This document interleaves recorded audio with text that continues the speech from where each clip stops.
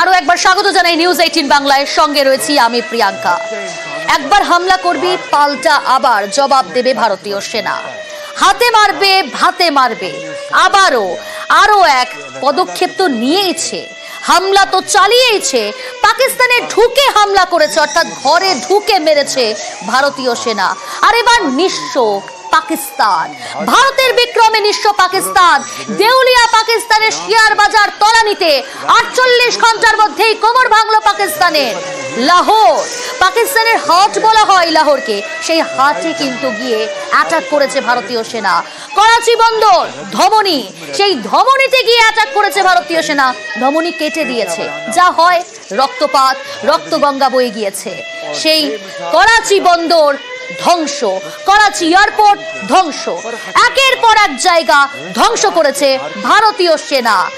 বিমান হানার আশঙ্কায় বন্ধ এয়ার স্পেস, ঘুরপথে পাকিস্তানে আসছে বিমান, অর্থাৎ এয়ার স্পেসও ধ্বংস করে দিয়েছে ভারতীয় সেনা। আন্তর্জাতিক মহলে ধারে রাজ্যে ইসলামাবাদের, এমনি ধারে চলে ইসলামাবাদ, তারপরেও বন্ধু দেশগুলোর কাছে ধারের আবেদন করছে। আমার সঙ্গে রয়েছে সহকর্মী অতনু। ভারতের বিক্রমে একেবারে নিঃস্ব হয়ে গেল এবার পাকিস্তান, হাতে ভাতে মারলো ভারতীয় সেনা।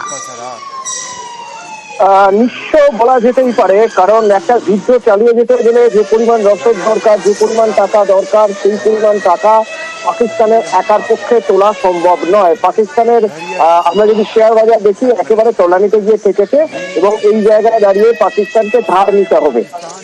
ধার দেবে কে? এখন প্রশ্ন, কে ধার দেবে?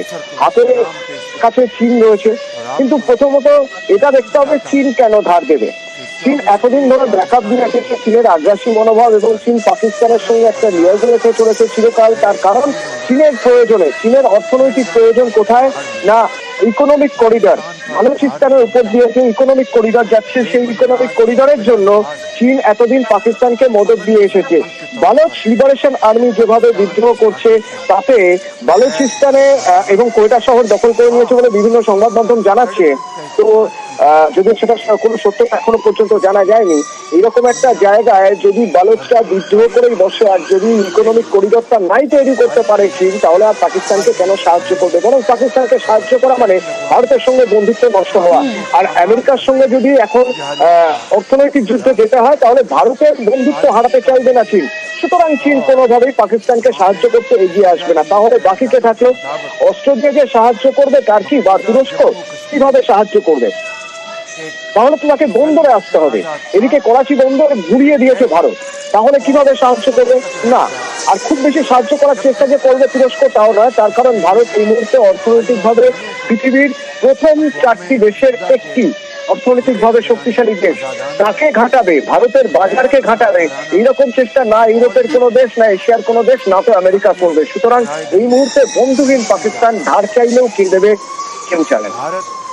অতনু, কোথাও গিয়ে কি তুরস্ককে পাশে পাওয়ার ইচ্ছে বা আশা করছে পাকিস্তান? কারণ আমরা জানি কালকে করাচি পোর্টে সেখানে একটা টার্কিশ আমরা দেখেছি জাহাজ, এবং সেখান থেকে কি কোথাও এই রকম পরিস্থিতিতে তুরস্ককে পাশে পাওয়ার আশা করছে পাকিস্তান? মানে আমেরিকা নেই, ব্রিটেন নেই, ফ্রান্স নেই, রাশিয়া নেই। অসমর্থক সূত্র থেকে কিছু এরকম স্যাটেলাইট ইমেজ পাওয়া যাচ্ছে, ঠিকই, তার কোনো সত্যতা নেই। তবে এটাও ঘটনা যে এর আগে পহেলগাঁওয়ের ঘটনা ঠিক পরে একটি বিমান দেখা গিয়েছিল, তুরস্কের একটি বিমান দেখা গিয়েছিল করাচি বন্দরে, লাহোর বন্দরে, এবং সেখানেও বলা হয়েছিল, লাহোর বিমানবন্দরে বলা হয়েছিল নাকি জ্বালানি ভরার জন্য এই বিমানটি নামানো হয়েছে। আশা করতেই পারে যে তুরস্কের কাছ থেকে হয়তো অর্থ সাহায্য পাবে পাকিস্তান, কিন্তু সেই আশা যে খুব একটা সফল হবে এরকম ভাবার কোনো কারণ নেই। তার কারণ ওই যে বললাম, ভারত অর্থনৈতিক এমন একটা জায়গায় দাঁড়িয়ে রয়েছে, ভারতকে চটাতে চাইবে না কেউ, রাগাতে চাইবে না কেউ। একটা সময় পর্যন্ত তুরস্ক হয়তো সাহায্য করেছে বা সাহায্য করার কথা ভেবেছে, কিন্তু পাকিস্তানের কাছে তুরস্কের কি পাওয়ার রয়েছে, কেন সাহায্য করবে? এ প্রশ্ন তো উঠবেই। ঠিক ঠিক, একেবারেই। আমরা কথা বলেছিলাম এ বিষয়ে আন্তর্জাতিক সম্পর্ক বিশেষজ্ঞ সম্পূর্ণা গোস্বামীর সঙ্গে। তিনি কি ব্যাখ্যা দিলেন একবার শোনাই আপনাদের। পাকিস্তানের বন্ধু দেশ যদি বলি, তাহলে ভারতের সেই জায়গায় চিন্তার কারণ শুধুমাত্র চায়না। পেহেলগাম অ্যাটাকের পরে চায়না পাকিস্তানের দিকে একটা এসিড সুর কিন্তু যদিও দিয়েছিল, কিন্তু তারপর থেকে কিন্তু চায়না সাইলেন্ট অবজারভার হয়ে গেছে। চায়না শুধু অর্থনীতি বোঝে, চায়না টাকা বোঝে, চায়না কিন্তু পাকিস্তানের জন্য ইন্ডিয়ার সঙ্গে যুদ্ধ করবে না। ৭১-এর কিন্তু সমীকরণ এখন নেই, কাজে সেই জায়গায় দাঁড়িয়ে চায়না কিন্তু কোনোভাবেই কোনো ওয়ার ফ্রন্ট ওপেন করবে না ইন্ডিয়ার সঙ্গে।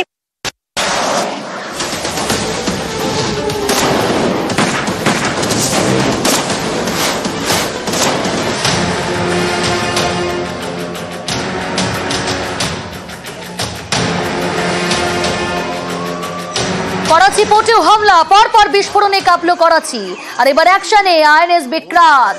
করাচি পোর্টের ছবিটা দেখাচ্ছি আপনাদের, সেখানে পরপর বিস্ফোরণ, আর সেই বিস্ফোরণে কেঁপে উঠল করাচি। এবার অ্যাকশনে INS Vikrant.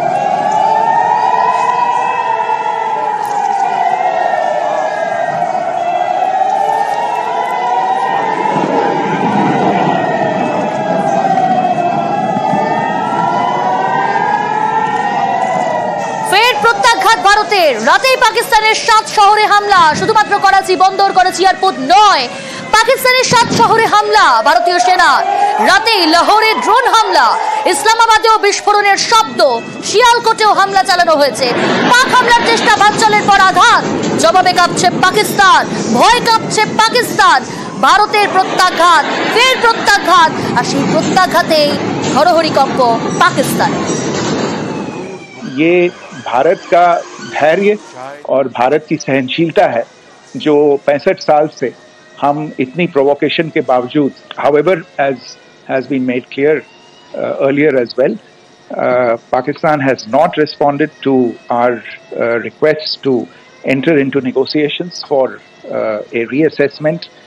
Terrorism that Pakistan has wreaked in the state of Jammu and Kashmir itself has hampered India's ability to exercise its rights